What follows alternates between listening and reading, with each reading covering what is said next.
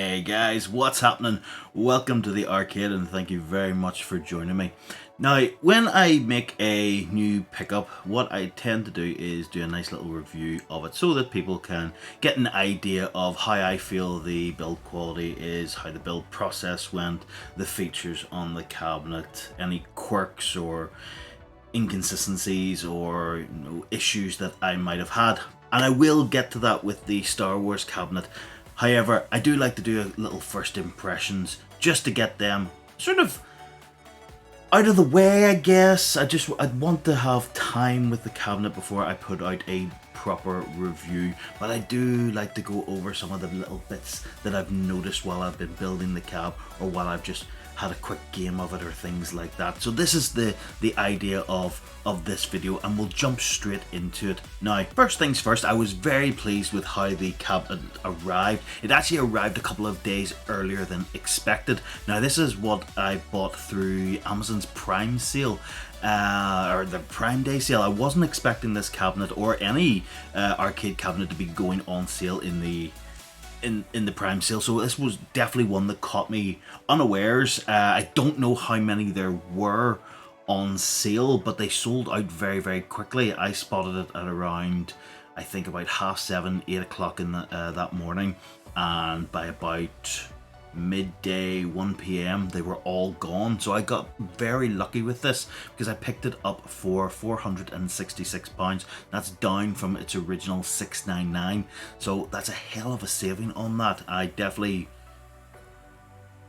did say my line in the sand for this cabinet was $499. If it dropped below that, I'd probably pick it up, and there it is, $466. I couldn't say no to that. So it arrived fairly quickly. Very happy to say that. No issues with the delivery at all. Very pleased that it actually arrived early.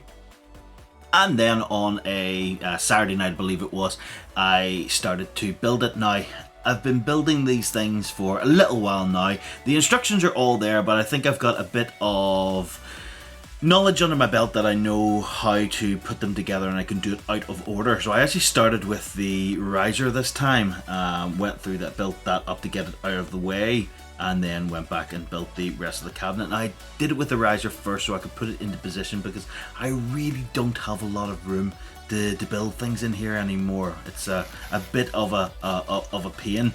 But everything went together really well. Very, very happy with how everything looked. Again, the build quality is what you expect from Arcade 1-Up. Now, it doesn't have the extenders as you would have seen with on Marvel vs. Capcom 2.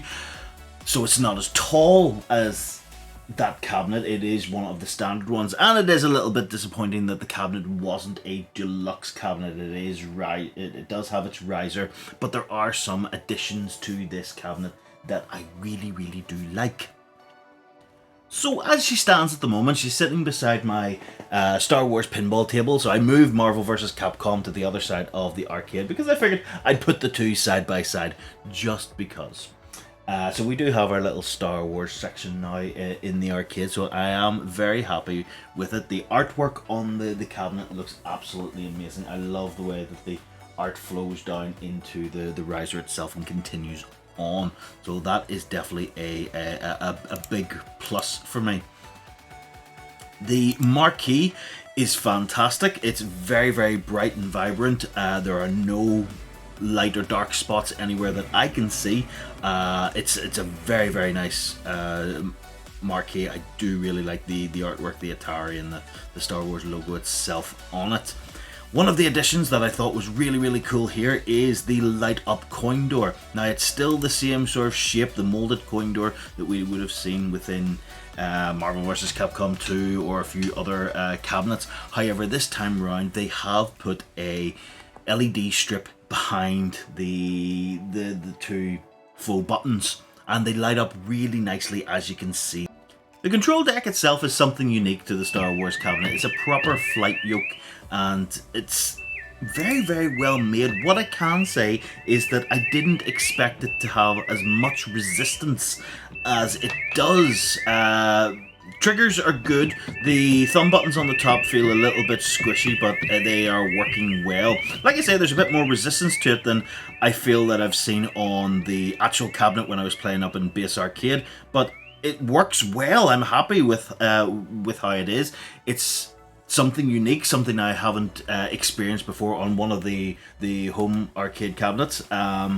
I've started to get used to how much motion I need to put into my turns or my yaw and pitch. Is that the right term? To be able to move around in the vehicle, or whichever one, the snow speed or the X-wing, depending on the game. So I am getting used to it. It's just maybe it'll be something that loosens up over time. I'm not entirely sure. Now I have had a little look at Glenn's replacement. I understand that there is different resistances on Glenn's, so it would be like swapping one for another. At the moment I'm quite happy with it. It's working well, and we'll see how it sort of goes over time, but I haven't heard many bad reviews about it, so I'm quite hopeful that we'll be able to it'll keep going for me. Finally, a quick little bit of gameplay, because that's what we're all here to see, isn't it? I love the new sort of hyperspace transition that they've added into the new cabinet. I think it looks very cool compared to the old one. The old one was cool as well, just with the stars all flying past you. So this is just me having a quick game.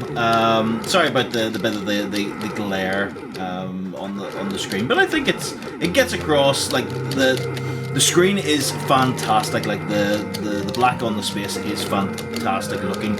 It is a BOE monitor, which it would have to be because of the space backdrop that you're playing against. You couldn't have washout on this. It would not work. The game itself is just playing fantastically. I'm a big fan of this. I used to have ports of it on my Commodore 64, but like I said before, it used to chug. This is just great fun, and it gets quite hectic at times. So yeah, I'll come back in about a week or two with a full review of it, but at the moment I'm very happy with how it's been going, and I look forward to having a lot of fun with this. Anyway, I will see you all very soon. May the Force be with you.